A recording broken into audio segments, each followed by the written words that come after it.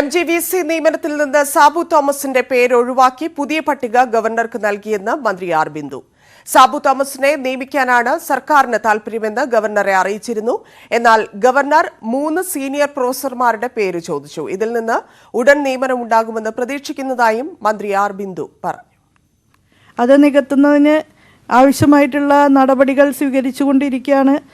ഗവർണർക്ക് ആദ്യം അയച്ചു കൊടുത്ത പാനലിൽ നമ്മൾ ആദ്യം വെച്ചത് ഡോക്ടർ സാബു തോമസിൻ്റെ പേരാണ്. കാരണം അദ്ദേഹം ശ്ലാഘനീയമായ സേവനം യൂണിവേഴ്സിറ്റിക്ക് ചെയ്യുകയും ദേശീയ തലത്തിലും സാർവദേശീയ തലത്തിലും അറിയപ്പെടുന്ന അക്കാദമിക് പ്രവർത്തനങ്ങൾക്ക് നേതൃത്വം കൊടുക്കുകയും ചെയ്യുന്ന വ്യക്തിയാണ്. അദ്ദേഹം വളരെ നോട്ടബിളായിട്ടുള്ള പ്രവർത്തനങ്ങളാണ് അക്കാദമിക് മേഖലയിലും അഡ്മിനിസ്ട്രേറ്റീവ് തലത്തിലും ചെയ്തിട്ടുള്ളത്.